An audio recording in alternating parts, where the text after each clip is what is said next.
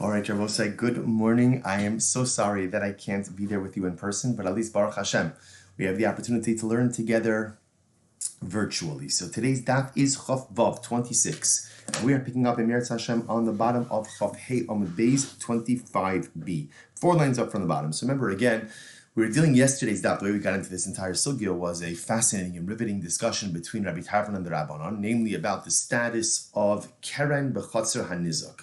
So Rabbi Tarfon holding that you have to pay Nezek Shalim, the Rabbanon holding that you have to pay Chatzi Nezek, and the truth is we saw that really what it came down to was a machlokes about the concept of dayo and how dayo works in terms of limiting a kavachomer. The Rabbanon essentially hold of dayo. Rabbi Tarfon only holds of dayo when it doesn't undermine the entire effectiveness of the kavachomer. Then we saw a third school of thought that seems not to subscribe to the concept of dayo at all, although that was subject to some dispute as well. So now the Gemara is just bringing up a whole bunch of other potential kavachomers as well. So we are 4 lines up from the bottom. Says the Gemara, why don't we say that shein and regel should be chayiv in Rishus Harabim based on a kavachomer? What's the kavachomer? Uma keren shebeshus hanizak. Karen, if done in the damaged party's domain, and only pays half damages. So Rishus Harabim chayeves, and yet ultimately again in Rishus Harabim is chayiv. Shein v'regel shel Rishus hanizik m'shayim nezek shalim. So shein and regel, which if done in the damaged party's domain, pay complete damages. Eino din shel Rishus Harabim chayiv. Certainly they should be chayiv in Rishus Harabim. It's a pretty good kavachomer. If Karen, which ultimately again is chayiv even in Rishus Hanizak, if Karen ultimately in Rishus Hanizak is Karen Rosh Hashanah is Chatzi Nezek and pays Chatzi Nezek ultimately again in Rosh Hashanah. So Shein V'Regel that are Chayiv Nezek Shalim in Rosh Hashanah should certainly have to pay. Presumably the Gemara is saying Nezek Shalim in Rosh Hashanah as well. To which the Gemara says no. Omakra Ubir B'Stei Achar V'Lo B'Rosh Hashanah. No, there's a specific pasuk when it comes to Shein and Regel. The pasuk when discussing Shein and Regel talks about the idea Ubir B'Stei Achar. The animal went into the field. Now, it's not into another field, but rather it's into the field of the other. There is only liability for shein and regel when damage is done b'rishus hanizak in the property of the damaged party and not in Rishus Harabim. Top of Chof Vav 26a, says the Gemara, midi kule kamina. No, 1 second. We weren't trying to obligate shein and regel in nezek shalem in Rishus Harabim. Rather, we're just trying to say maybe shein and regel in Rishus Harabim should be chayiv chatzi nezek. And again, the logic is if Keren, which is chayiv b'rishus hanizak chatzi nezek, is chayiv in Rishus Harabim chatzi nezek, so shein and regel, which are chayiv nezek shalim in Rishus hanizak, should be chayiv maybe at least chatzi nezek in Rishus Harabim. To which the Gemara says, Amakra, the pasuk says. The Gemara calls the pasuk. V'chatzu es kaspo.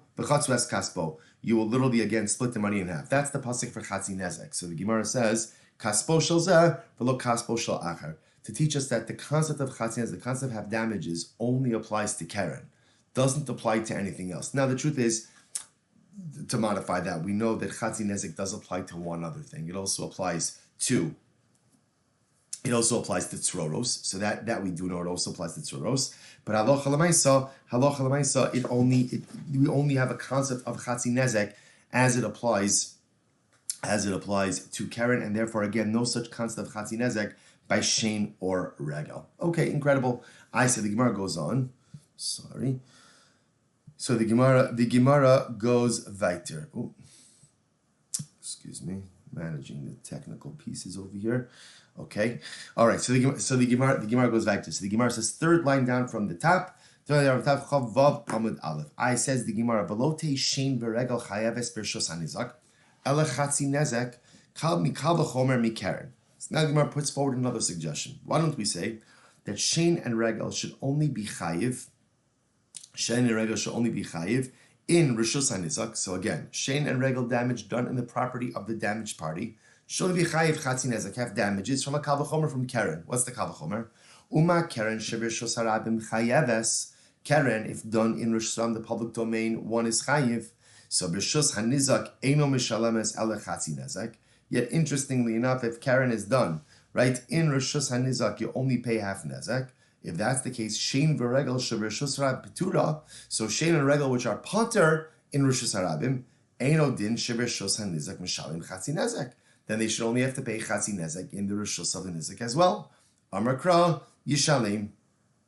The pasuk says, "It's speak about shein and regel that the owner has to pay." And what we infer from that is Yishalim Tashlumin Ma'al. It has to be proper payment. What's the definition of proper payment? Complete damages. Complete damages. Good. So the Gemara says, I velo tehe keren b'shus harabim. Oh, sorry.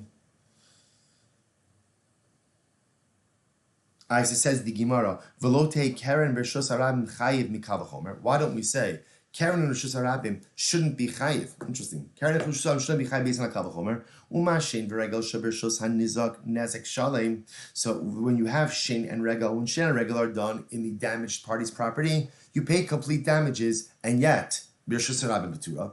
But if shin and regel happens in Rishus Harabim, you're pater. So the Gemara says Karen shebershus hanizak chatzi nezek. So Karen tam, which if done in Rishus hanizak, you only pay half damages. Eino din shebershus harabim b'tura. Certainly, again, halacha l'maisa, you should only be chayiv. You should only be chayiv. Or I should say, excuse me, Rishus Harabim, you should be pater. On Rabbi Yochanan, Amar Kra, yechetzun. Ein chatzi nezek chaluk lo b'Rishus Harabim lo b'Rishus Hayachid. So both say, so in other words, it's two interestingly moved. Number one, what we saw on the top line is that the concept of chatzi nezek only applies to Karen. And in the application of chatzi nezek to Karen, there is no distinction between the domain in which the damage was performed.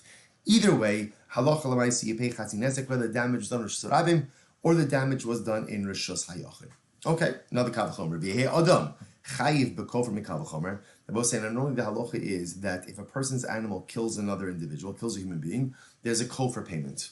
What we call an atonement payment. We'll talk about more of that in depth. We'll talk about that in greater depth. So the Gemara says, maybe a person, let's say Reuven kills Shimon, maybe Reuven should be chayiv to pay kofer. Mikavachomer. Now in general, again, when a shar damages someone, the owner of the shor is not chayiv in the four independent buckets of damages, right? We've spoken about this. Nezek, damages. Well, you are chayiv damages, but tsar, ripui, boshes, sheves. We've spoken about all these different categories. Humiliation, doctor bills, lost wages. So why don't we say like this? When a shor goes ahead and injures someone, the shor is not obligated, the owner of the shor is not obligated in these four buckets of damages, and yet is chayiv b'kofer, and is obligated to make the kofer payment. Adam shechayiv ba'arba dvarim eno din shechayiv b'kofer. So a person, when Reuven damages Shimon, Reuven is chayiv for the additional four buckets of damages. Maybe he should also be chayiv in kofer. Amar Kra, therefore the pasuk says, Amar Kra, kichol asher yushas alov. So we'll say, so the pasuk says, when speaking about, again, a shar that went ahead and killed someone else, and has to pay kofer. So the lashon of the pasuk is anything that will be placed on him, or alav means on it, on the shar, below al adam, and not on the person. So essentially, based on the pasuk, we see that the kofer payment only applies to an animal, doesn't apply to a person. Why don't we say that maybe a shar? Maybe when a shar goes ahead and injures something else, another shar, or a person, well, not another shar, but another person, or a shar injures a person, the shar should be obligated in four buckets of damage, right? The four categories of damages. A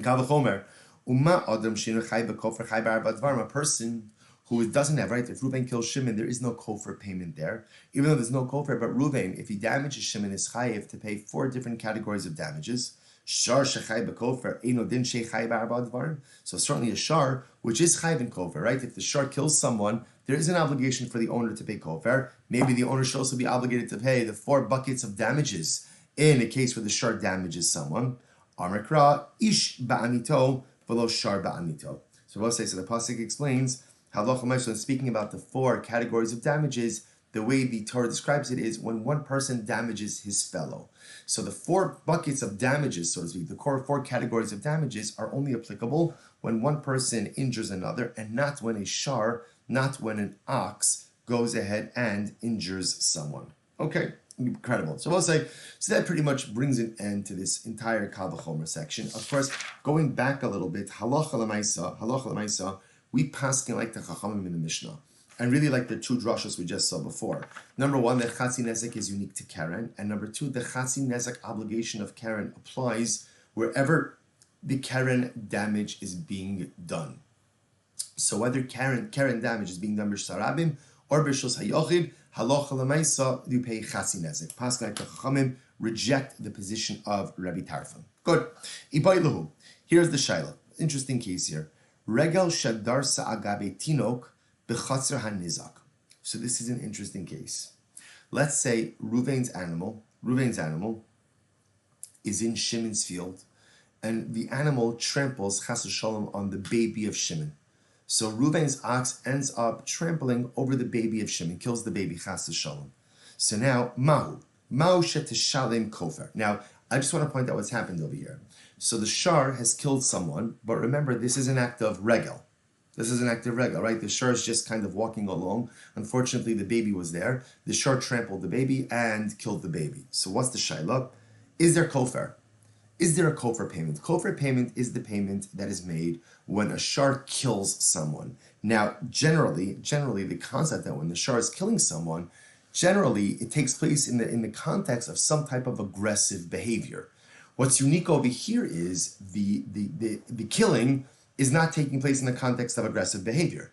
The killing is actually taking place in the context of regel. So is there an obligation of kofer on the part of the owner of the shar when the act of bloodshed was done through regel? That's the shaila. So the Gemara says, Ma'u shetishalem kofer. So do you pay kofer or not?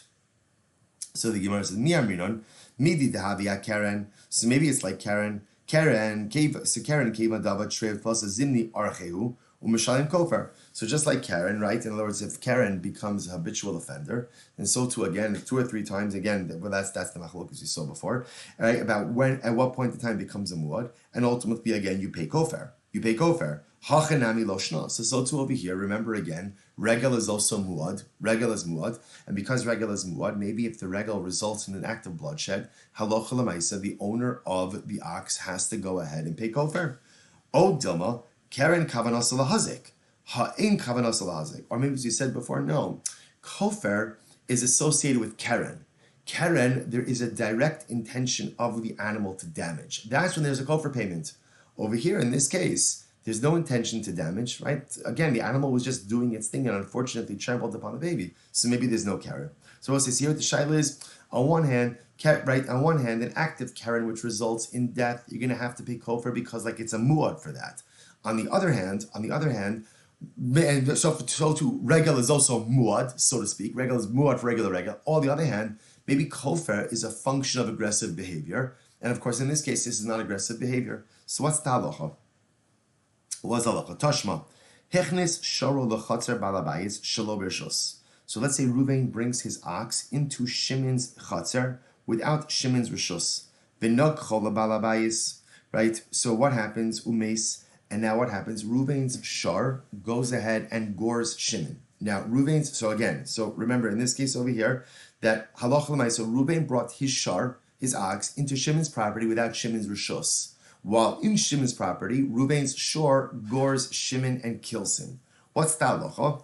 Hashar b'skila uba'alov bein tam be'muah mishalim kofer. So ultimately, again, the shar is killed because we've seen already anytime an animal takes life, it's put to death. So the shar is killed, and Ruvain, the owner of the killer shar, ultimately again has to pay kofer. And this is independent whether the shar, Ruvain's shar was a tam or a muad. Ruvain goes ahead and pays kofer. Divrei Rabbi Tarfon. Rabbi Tarfon. These are the words of Rabbi Tarfon. So we'll say, what do you see from here?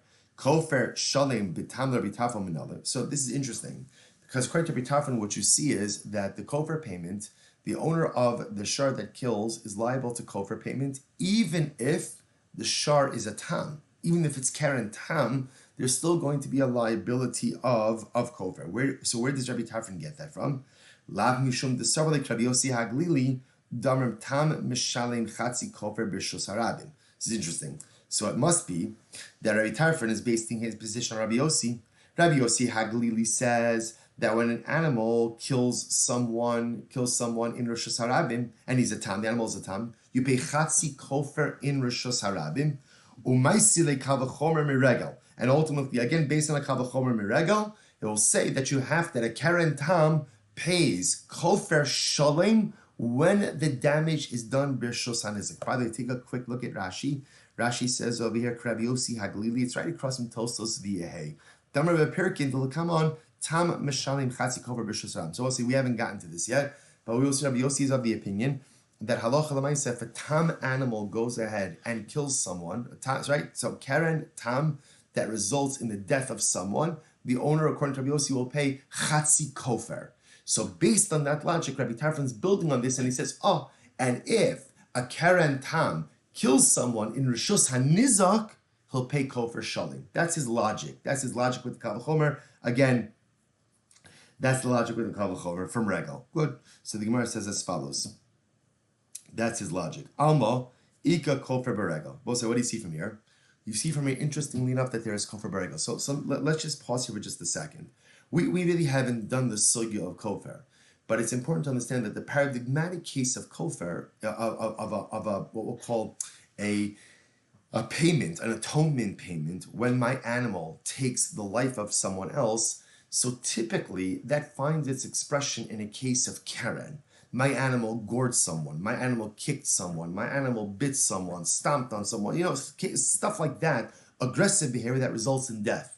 What the Gemara is trying to figure out over here is, well, what happens if the animal kills someone, but not in a case of Karen, but rather only in a case of Regel? So what the Gemara is suggesting right now, is that based on the position of Rabbi Tarfon, we would actually say that there is a kofer payment by Regel as well. So if an animal in activities of daily living ends up killing someone, ultimately, again, not only is there just regular nezek, but also there'll be kofer, there'll be an atonement payment that is paid as well. Tanam in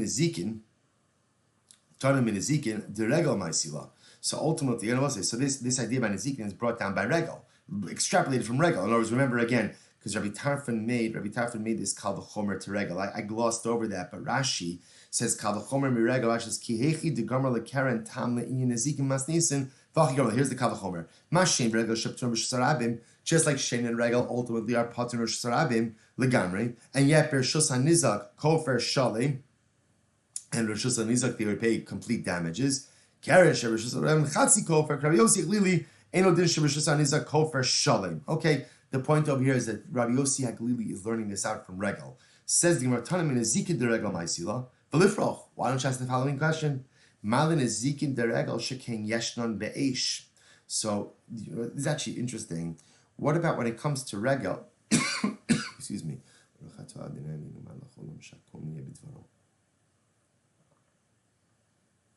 What about the following issue? When it comes ultimately again to Nezikin by Regel, the Zikin of Regel applied by Eish. Now, what does that mean? Take a look at Rashi. Sheken yeshno be'eish, tomar bekofer she'eno be'eish. So, interestingly enough, if you take a look at, actually, first of all, take a look at the previous Rashi. Min Zikin de Regel maisi. See that Rashi? He says over here, the olum leka kofer beregel. V'achi gam Rabbi Tarfon ma regel b'shebeshus harabin pater min Zikin b'shus hanizak nezek shalim. Karen Shevishus Rabim Chatzi Kofer Kabusi. So what does this mean? So the Gemara says as follows. You're learning this out from Regel. So ultimately, again, here's the issue. That ultimately, again, Regel applies to Eish. Now, what does that mean? Then, in other words, Eish could damage in a normal fashion, as opposed to there's no kofer by Eish. Actually, interesting. If I light a fire and the fire ends up Chas Hashem killing someone, there's no kofer payment associated with that. The Gemara says, Mitamun. But you can learn it out from the liability or lack thereof, ultimately of hidden objects. To which Rashi says, "Mitamun shepater be'esh v'chayiv beregel." So remember again, tamun is pater by eish but chayiv by regel. U'maisi lahachi ma regel sheb'shusram petura miklum chayeves b'shus hanizak afilu ala tamun nezek shalim kerem shusar chatzi kofer. So we'll say. So remember again, it's actually very interesting that tamun, right? Rashi points out over here that halacha l'maisa. You're chayiv for tamid baregel, meaning what? My animal walks into someone else's field, Reuven's animal walks into Shimon's field, tramples on stuff, and tramples on things that are hidden. There's still liability for that. Yet, interestingly enough, Ma regel shebrishus harabim p'tura miklum chayeves brishus anizak afila la tamun nezek shalim. So that's the logic. The Gemara says mahu tamun shkin yeshno babar. So, but tamun does apply ultimately again in bar. Rashi says shkin yeshno babar shim haya gedi tamun besak or b'martzap and iskal given up for the bar chayev. That ultimately, let's say an animal was hidden, right? It was in a bag and it falls into the bar and ultimately it dies. There's still liability for that. To which the Gemara says, Mikalim, we can learn from Kalim, Mala Kalim shken yeshnan be'esh. Kalim, ultimately, again, there's liability for Kalim by Eish. Rashi says, Mikalim pater buas habar, Mikalim deregal maislaki debrishas. So interestingly enough, remember, if my utensils fall into Ruvain's bar and break, there's no liability for that. So the Gemara says, Mala Kalim shken yeshnan be'esh. So that Kalim applied to Eish. Mikalim tmunim. Ultimately, again, what about hidden utensils? Mala kelim tunish ken yeshnan ba'adam. Kelim tmunim will apply by Adam. So if a person damages hidden utensils, ultimately, again, there's liability for that. To which the Gemara says, Elalav shmamina mikofer deregal maisi. Rather, what you have to say is we learn it out. All of this is learned out from the liability of kofer by regal. What do you see from that? What do you see from that? And as well say, so if you take a step back, the idea of Rabbi Tarfon, that you pay kofer shalim, because of Keren done Bershus Hanizak, ultimately again is learned out from Regel. So the Gemara says, Alma Ika Kofer Beregel Shmamina. So we'll say, what do you see from here? You see from here that Allah Lamaisa, there is a din of Kofer as it applies to Regel. So we'll say, really, really very interesting. So this idea that although, as we said before, paradigmatic Kofer would occur in a case of Keren, apparently there is Keren by Regel as well. So therefore, again, going back to our original case, if the animal trampled, right, Ruvain's animal goes into Shimon's field and tramples on Shimon's baby, Chas Hashem, and kills the baby, there is liability for that. There is kofer liability for that as well, even though the baby died as a result of Ruvain's animal's Regel. Okay, fascinating. So the Gemara says, this seems to be clear. Dika kofer beregel, that there's kofer beregel. Disa chaleka kofer beregel, because ultimately, again, if you thought there was no kofer liability by regel, vitana minazikin deregel ma'isila, and ultimately, again, the Tana is learning it out from the zikin deregel. Lifroch, you could ask the following question: Malin zikin deregel shekain yeshnan beregel. Elalav shmamina mikofer deregel ma'isila. So I will say, ultimately, again, we're obviously not learning it out just from the stam case of damages by regel. Rather, ultimately, again, we learn out that there is kofer by regel. Alma ika kofer beregel shmamina. Okay, so I will say, so a little bit more of a convoluted sugya. But lamaisa, bottom line, what we emerge with is something very important. So I will say, as we close this out and we enter into the new Mishnah, here are the facts we emerge with. Number one, Karen Tam Bershus Harabim is everyone is going to agree is Chatzi Nezek. Number two, Karen Tam Bershus Hanizak, so Karen damage, right, of a tam animal done on the property of the damage. Party Macholkes Chachamim and Rabbi Tarfon. Rabbi Tarfon Nezek Shalim, Chachamim Chatzi Nezek. We pass like the Chachamim. Ultimately, Nezek Shalim. Sorry, Chatzi Nezek. Half damages for Karen Tam, whether it's in Rishus Harabim or whether it's in Rishus Hayachid. Good. So we'll say we also saw the whole sugya of dayo. Chachamim pretty much always holding dayo. Rabbi Tarfon applying dayo when it doesn't undermine the kal chomer. Third school of thought, you don't apply dayo. Concept of a kal chomer midoraisa learned that from Moshe Rabbeinu in the episode of Miriam and Lashon Hara. Concept of dayo learned out from the punishment of Miriam as well. So tremendous Yisodistic ideas. Series of kal chomers, again, to try to go ahead and equate all different damages, didn't quite pan out from the Gemara. And lastly, although paradigmatic kofer is learned out from Keren, halacha l'maisa, there is kofer by regel as well. So if an animal kills someone, not as a result of aggressive behavior, but rather, again, just as a result of activity of daily living, of regel, the owner still has to pay a kofer payment. Now, what that payment is, how it looks, what it's collected from, in Meretz Hashem, we'll get to those sugyas. Beautiful. Both say new Mishnah, incredible Mishnah over here. Adam muad li olam, bein shogeg bein nezid. Incredible. A person, I will say, is always considered to be forewarned. A person is always forewarned. In other words, Adam muad li olam means a person is always responsible for their damages. Whether they do damages b'shogeg, accidentally, or mazid, intentionally, bein ar bein yashin, whether a person is awake or whether a person is asleep, person is liable for all damages they do. Incredible. Sima es ein chavero. if Reuven blinds Shimon's eye, v'shibras hakelim, or he breaks Shimon's utensils, mishalim nezek shalim, you have to pay full damages. Okay, says the Gemara, let's analyze. Katani simos in chavero dumi de shibras hakelim. Now, that last part of the Mishnah is very intriguing. So the first part of the Mishnah we know, Adam muad li olam, a person is responsible for all of his actions. And we'll say again, not just halacha l'maisa, but hashkafa l'maisa as well. Such a profound yisod.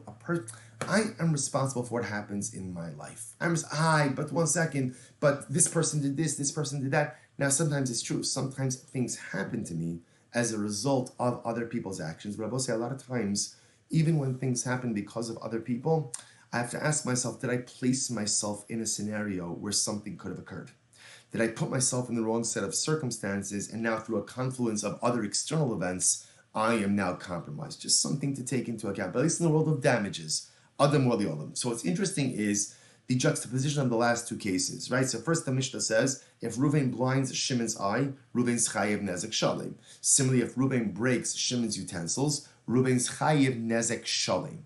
So the Gemara says, that's interesting. Katani sima es in chavero dumi de shibras kelim. We're equating the blinding of an eye with the breaking of utensils. To tell you what, ma hasam nezek in arba advarim lo. Av simas in chavero nezek in arba advarim. To teach us a very important lesson.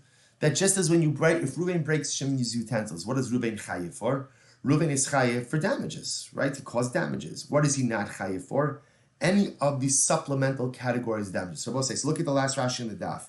Nezek in arba dvarim lo. Lo mechayve arba dvarim ela omezit o karav omezit dumya tchira. So we'll say, so this is incredible.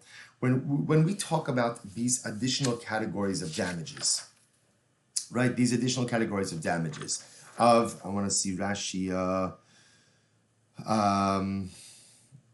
So when we speak about, so sheves and ripui and boshes and nezek. So right, we're talking about, again, different categories of damages, right? So we have regular damages, we have lost wages, we have doctor bills, we have humiliation. So we'll say, so what's interesting to note is as follows. In order for me to be chayiv to pay those categories of damages, the damages have to, the damaging act has to be premeditated. Or at least I take that back. Has to be either premeditated or close to being premeditated. Look at Rashi. Last Rashi, nezek in arba dvarim lo. Rashi says, he says, mechayve, v'lo mechayve arba dvarim, elo o mezid o karov lemezid, dumin dechi yirifa. So this is incredible.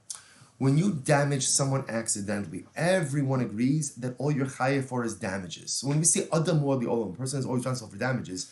If Reuven damages Shimon, even totally by accident, Reuven is chayav damages. But the additional categories of damages, right, what we call the 4 categories, only apply in a case where Reuven intentionally damaged Shimon, or what we'll call karov lemezid.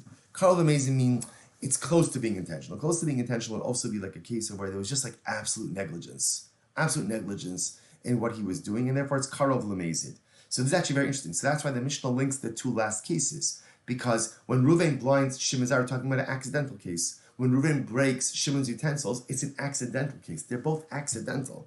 Because they're both accidental, essentially, they're reckoned in the same way, which is really fascinating, which tells me that halacha l'maisa all I'm chayiv for is damages and not any of the supplemental categories. So let's say Amud Beis, Chaf Vav Amud Beis, 26b. I says the Gemara, Minahani Mili. From where do we know this? Now we'll say, now how do I know? What is the Gemara asking? So Rashi says, the nezek chayiv afilu shogeg. How do you know that when you damage someone, you're chayiv for damaging them, even if I was a shogeg, it was an accident? How do I know that I'm liable even for an accident? Amar Chizkiya v'chein taran de Chizkiya. Amar Kra, the pasuk says. So the pasuk over here quotes from Mishpatim. So the pasuk says, patza tachas patza. So literally, again, an injury underneath an injury. So the Gemara says, what does that mean? Now, I will say, just to illustrate this, remember, this is talking about when you damage someone. So this is like, kivya tachas kivya, burn for a burn, tachas patza patza, chabura. No, so again, so what does it mean? An injury, a patza tachas patza, or patza tachas patza, l'chayvo ala shoge kemezid. So we'll say that phrase is totally extra. Look at Rashi, patza tachas patza, kra yiseruhu, there's an extra phrase. Lach drasha ksiv ki yitin mum ba'amito kasher asa ukavia ukchabura dashin. Because we'll say the pasuk simply says, when you injure someone, so whatever you did to that person is done to you. Now we know based on Torah Shabbal Peh, It's not literal. In other words, if I punch someone in the face, I don't get punched back in the face. But the idea is that l'maisa, whatever damage I visit upon someone else is visited upon me. If that's the case, the phrase patza tachas patza is totally unnecessary. It's totally extraneous. So what does it come to teach me? It's coming to teach me that I am liable for an accidental act the same way that I am liable for an intentional act. The same way that I'm liable for intentional damage, I'm chayiv for unintentional damage. The ala onis kiratzon, and that I ultimately, again, the same way I'm obligated for willful damage, I'm also chayiv for onis damage, even extenuating circumstances. Incredible. So 1 second. But 1 second, actually, patza tachas patza teaches us something else. But say you might have thought that in a case where you're collecting damages, maybe you don't get payment for pain and suffering. Patza tachas patza teaches me that even when I'm getting damages, I also get payment. I also get payment for pain and suffering. Imkein lichtov kra patza bipatza. My tachas patza. Why does it say that? If that's the case, it always teaching me that. Let it just say patza bipatza. What does it mean? Patza tachas patza. Again, that seems to just be. Sorry, I keep saying petza tachas patza. Right. Ultimately, and why use that lashon of tachas? So tachas teaches me shmamina tarti. Teaches me two things. Number one, that even when you get damages, you still get payment for tsar. Right. You still get payment ultimately again for pain and suffering. And not only that, but not only is there liability for intentional damage, but there's even liability for unintentional damage, shogeg, and there's even liability for ones, even damage done as a result of extenuating circumstances. Incredible. So we'll say, so by the way, just interestingly enough, Rashi points out, we're going to see interesting cases where you could have a case where there is pain and suffering, even though there's no damage. The Gemara gives the example of, let's say, Reuven burns Shimon on his fingernails. So there's no nezek. In other words, there's no like depreciative damages, but there's pain. So again, this teaches me that there could be payment for pain and suffering. I would have thought maybe there's only a payment for pain and suffering when there's no damage, but if there is damage, you're getting damages, you don't get pain and suffering. Kamashla, you get both. Good, says the Gemara. Amar Rabba. So some really interesting cases over here that have a number of different ramifications. Amar Rabba. Haisa even munachas lo becheko. Listen to this case. So we'll say, so let's say Reuven is sitting and there's a stone in his lap. There's a stone in his lap. So what's talacha? V'lo hikirba. Now Reuven was unaware of it. Whatever the mitzvah is. Let's say we'll say Reuven was sitting. He didn't know that someone put a stone in his lap. So what happens? He gets up, va'amad, he stands up, v'nafla, and ultimately the stone falls down. Now, I will say, now obviously, we're going to be talking about stone falls down and say it does damage. The stone, right? So Reuven stands up, didn't know the stone was there. Someone else placed it there. He stands up, stone falls on Shimon, and breaks Shimon's arm. So what's the halacha? So for damages, Reuven is going to be chayiv for damages. Why? Why? I will say why. Adam like we saw in Mishnah, because a person is always considered to be forewarned. Fine, Rashi says fine.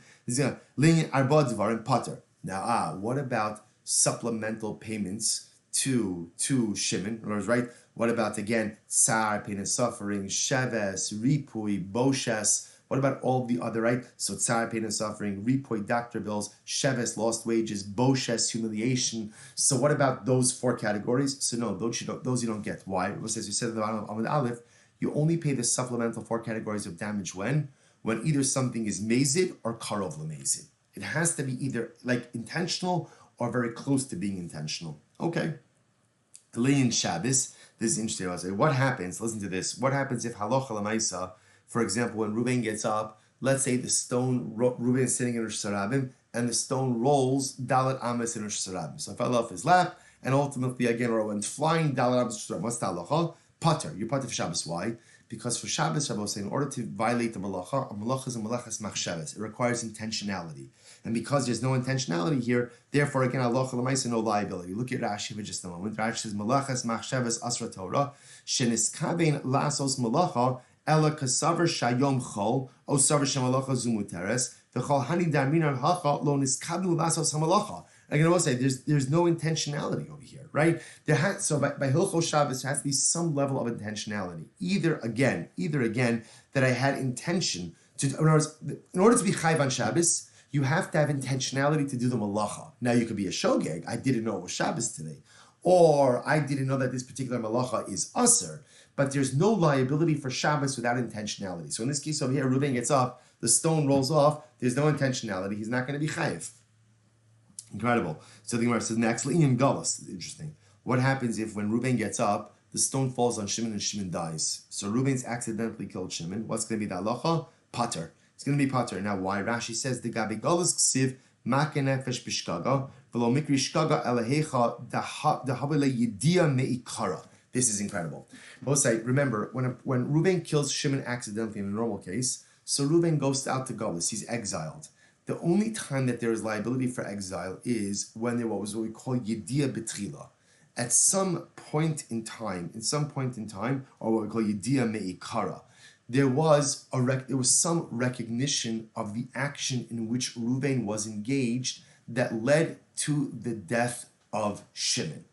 In other words, so Reuven's chopping wood. He knows that he's chopping wood, right? He's aware of the act, and he understands that the act carries danger. Again, he looked around. A splinter goes flying and kills Shimon. So that's you go to exile for that, right? That you're exiled because that's a death b'shogeg. But when there was never a yediyah b'tchila, when you never had any awareness that there was even any potential for damaging act happening over here, there's no galus. So in this case, when Reuven stands up and the stone falls off and kills Shimon, there's no liability for galus because Reuven never had an awareness. So I will say, let's just run through this because it's really interesting on two levels. So again, Reuven's sitting, someone placed a stone on his lap, he gets up, and the stone falls. So now, we'll say the Gemara goes through all the cases. In terms of Nezikin, if the stone falls on Shimon and damages him, or damages Shimon's property, Chayiv, because Adam Muad Li'olam. Right? Ultimately, again, for Arba Dvarim, the additional supplemental forms of damage, not Chayiv. Why? Because it's only a Chayiv if either it's Mazid, intentional, or Karov Lamazid. For Shabbos, you're not Chayiv. Why? Shabbos requires intentionality in order again to be Chayiv for violation of a malacha. For Galus, again, if the stone fell on Shimon and killed him accidentally, Pater. Why? Because there was no initial awareness that he was engaged in a potentially damaging act. Le'inyan Eved. Okay, now listen to this. This is fascinating. So let's say now the stone falls off Reuven's lap, and what happens? It falls onto Reuven's Eved's eye and blinds him. Now the halacha normally is that if you blind your Eved Kenani, you poke out his eye, right, or you cut off a limb or like an appendage, so the halacha is the Eved goes free. So let's say in this case, Reuven stands up, the stone falls onto Reuven's Eved's eye and blinds the eye. Does the Eved now go free as a result of this? So this is incredible. This is Machlokes, Rabbi Shmuel the Rabbanon. The Sanya, listen to this. Hare Shahaya Rabba Rofe. Let's say the master was a doctor. Va'amrlo kachol eini v'sima. So let's listen to this. Let's say Reuven is a doctor, and the Eved has an eye issue, and the Eved says to his master, master, can you do me a favor and just take a look at my eye? The Adon, the master, begins to treat the eye and he accidentally blinds the Eved. Or Chater Lishinai, or let's say again, the Eved has a toothache, and the master is a dentist, and the master is doing some routine dental work, and he knocks out a tooth. What's the halacha?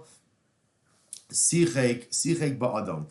Ultimately, the Eved has the ability to laugh at the master. Why? Because the Eved goes free. Eved goes free, right? He laughs all the way to emancipation. Rabbi Shmuel then says, no, v'shichasa actually is kav l'shav. So Rabbi Shmuel disagrees. He says that's not true. The only time an Eved goes free with the loss of an eye, or the loss of a tooth, or the loss of an appendage or a limb, is when there was intention to damage. But if there was no intention to damage, fakir, just the opposite, the intention of the master over here was to do what? Was to go ahead and help, then certainly there is no lie. Then certainly the Eved does not go free. Okay, so we'll say, so that's case number one. Case number two, Hikir Bava. Same case, Reuven is sitting, somebody put a stone on his lap. He recognized, he saw, there's a stone on my lap. Then what happened? He forgot. He forgot about it. So what's halacha Amad? And I want to say, same case now. He stood up, the stone falls off. So let's go through the cases. Le'inyan is zikin chayiv. If the stone falls off and injures Shimon or injures his property, so again, Reuven is going to be chayiv. Why? Adam muad li'olam. A person is responsible for all of his actions. Good. So there's le'inyan dal dvarim pater. Again, for the additional supplemental buckets of damage, right? Nezek, tsar, ripui, boshas. You're going to be pater. Why?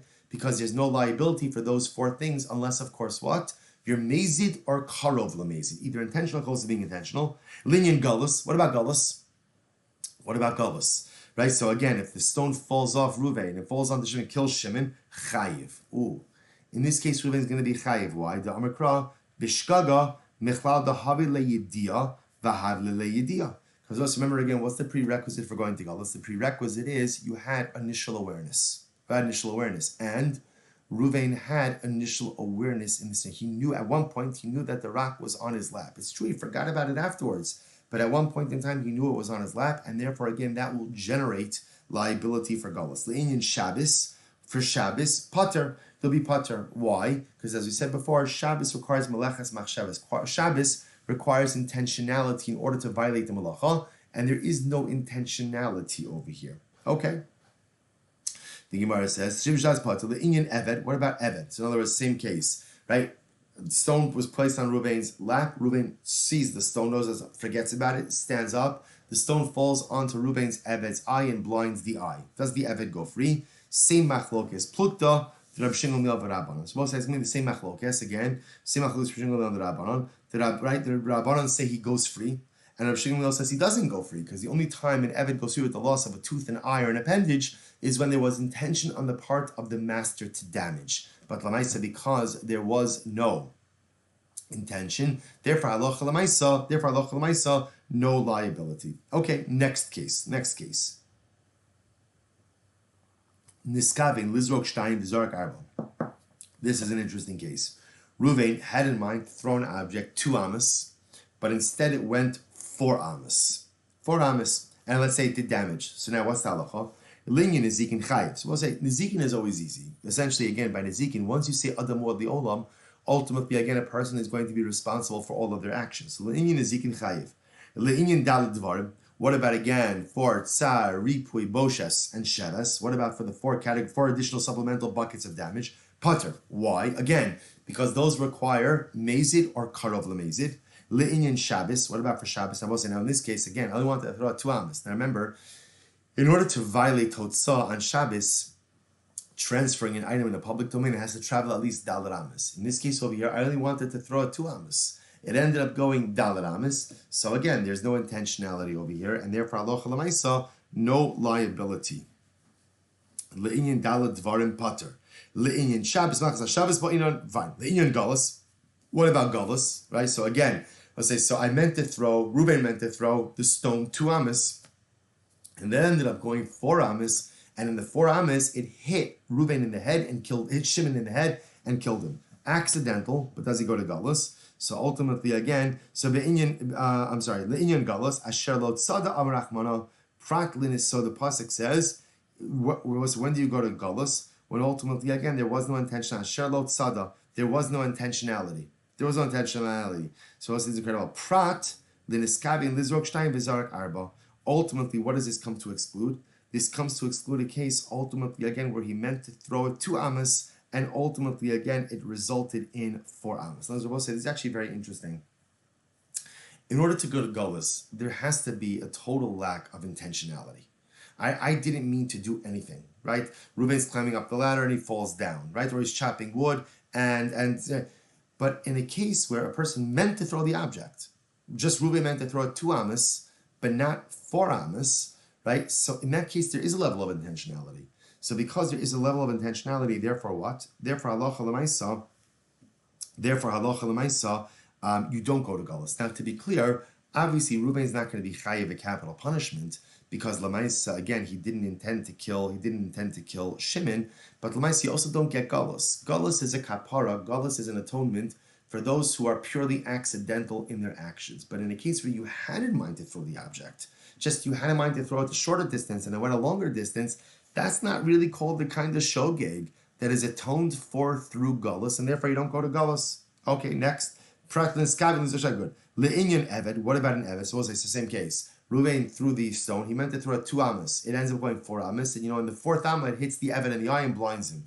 So plukti Rav Shmuel Silber Rabbanon. So we'll say that's going to be same machlokes. Again, the Rabbanon will say he goes free, the Eved goes free. Rav Shmuel Silber says no, you don't go free until there is an active, premeditated desire on the part of the master to damage the Eved. Okay, next case. Niskavein lizrok arba. So right, next case now. Niskavein lizrok arba v'zarak shmona. Interesting. Now, I had kavanah to throw the stone. Reuben had kavanah to throw the stone 4 amas.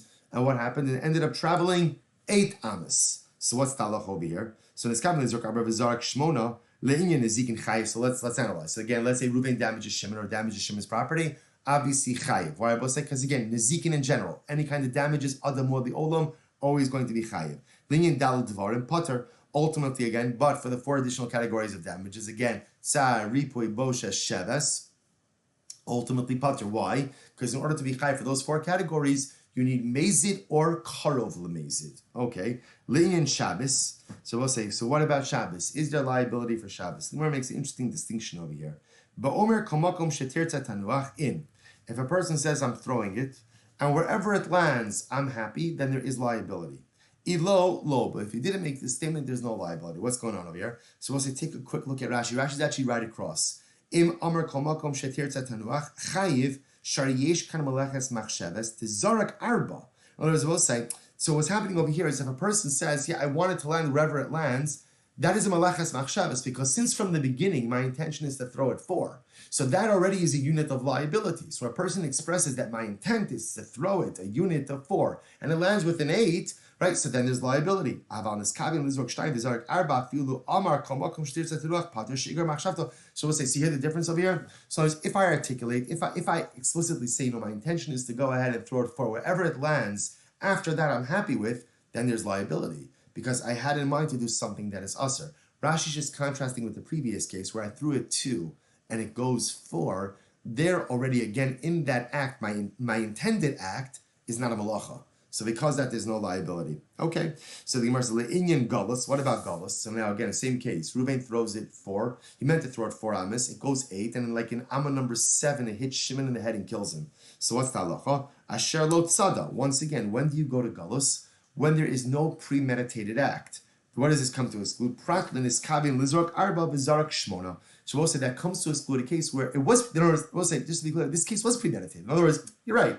It was only premeditated for 4 amas, not 8 amas. But lamaisa, there was an element of premeditation in this. Because of that, halacha lamaisa, I am chayiv.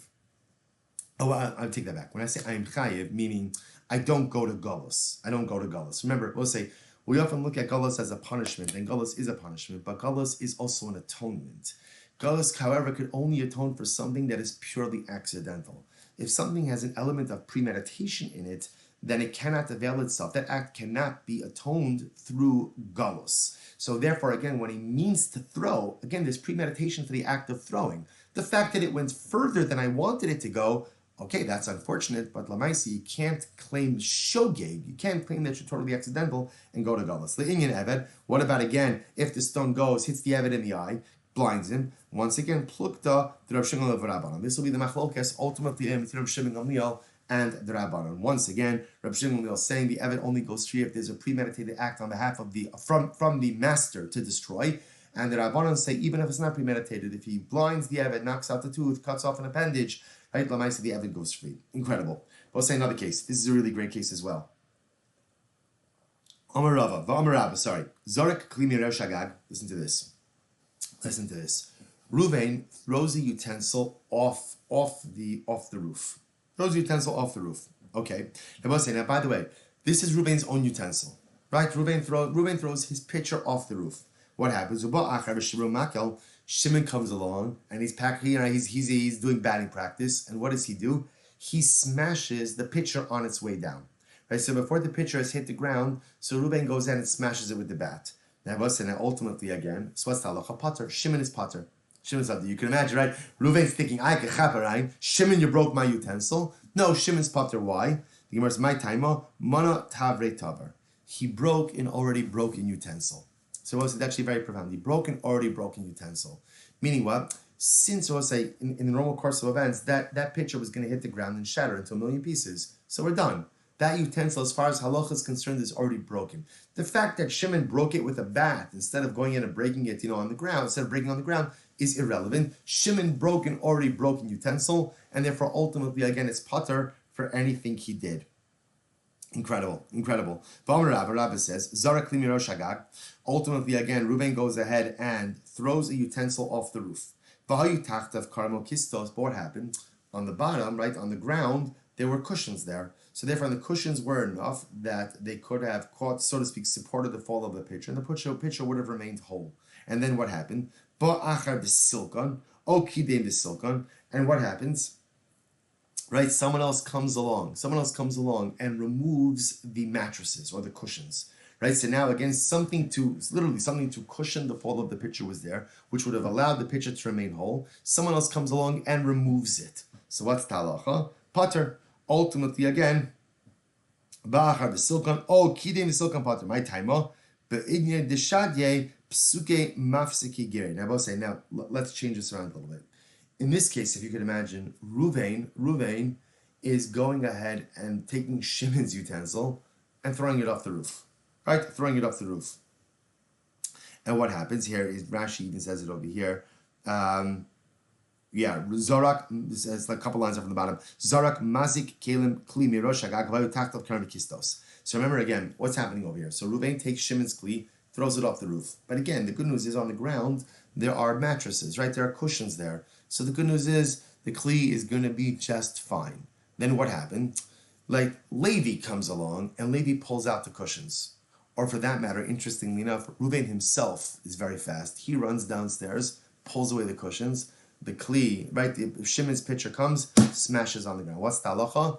Reuven is pater. Wow. Reuven is pater. Why is Reuven pater? So we'll say, look at the lashon of the Gemara. My time be'inne deshadje pasuke mifsike girei. Because at the end of the day, when Reuven threw it over, right? When Reuven threw it off the roof, ultimately, again, Reuven's action was done. The action that Reuven did was one that should not result in the breakage of the utensil. Right? The utensil should be absolutely fine. There should be absolutely no problem over here because ultimately, again, there are cushions to catch the kli. So therefore, Reuven's action, literally, psukim mifsike girei means Reuven's arrows have ended. Reuven's arrows have ended. In other words, which means the action that Reuven did was an action that does not result in damage. The fact that now someone else came along, right, Levi, and removed the cushions, or by the way, even if Reuven himself did it, that's what's interesting as well. Even if Reuven himself did it, there's no liability. Why? Because what we do is we look at the act from the moment that the utensil left Reuven's hand. When the utensil left Reuven's hand, was the utensil going to break? Would the action cause breakage? And the answer is no. That's when liability is determined, from the moment the kli leaves his hand. At the end of the day, that wouldn't result in breakage. The fact that now new realities were introduced after the fact, there's no liability for Reuven. Take a look at Rashi. Pater, shari mizrikaso, at the moment that Reuven threw the kli, ein sofo lishaber. There's no reason there's no reason why the kli ultimately would break. Ad shinat la'akarim, v'zeh shanat la'akarim. So the one who took away the mattresses, v'afilu azorik atzmo notlan, Pater de Gran Benizikhan. So we'll say, by the way, it's interesting. So this is just a fascinating case because essentially what the Gemara is saying is like this. Liability is determined at the moment that the damaging action occurs. When did the damaging action occur in this case? It's the moment that Reuven threw the Shimon's utensil off the roof. And in that moment, the mattresses were there on ground level. If the mattresses were there on ground level, again, there's no way that the utensil could break. So therefore, again, Reuven is exempt. Now, if Levi comes along and pulls out the mattresses, and now the utensil comes and breaks, Levi's also going to be pater. Why is Levi pater? Because it's grama. It's causation. It's indirect. And we've already established based on Shabbos is that grama ben Ezekin is pater. Not only that, but take it a step further. Even if Reuven himself runs downstairs, pulls out the mattresses, ultimately, again, Reuven himself will still be pater. So again, Reuven is pater on both counts. Reuven is pater from the time that he threw the utensil, because at the moment he threw the utensil, ultimately, again, the action itself should not result in damages because there are cushions and mattresses down below to catch the utensil. And even when Reuven himself removes the mattresses, he'll also be pater, because ultimately, again, it's going to be grama. Incredible. I will say, we'll stop over here for today. I apologize. I know we went a little bit fast on Amud Aleph, but I knew that Amud Beis would take us just a little bit time to work through. I'm sorry that we went a little bit fast on one side, a little bit slower on the other. I'll say tremendous chance to be able to learn with all of you. I'm sorry that I'm not there with you this morning in person. Looking forward to seeing everyone in Eretz Hashem on Wednesday morning live for Shir. And I will say, shkoyach. Have a wonderful day.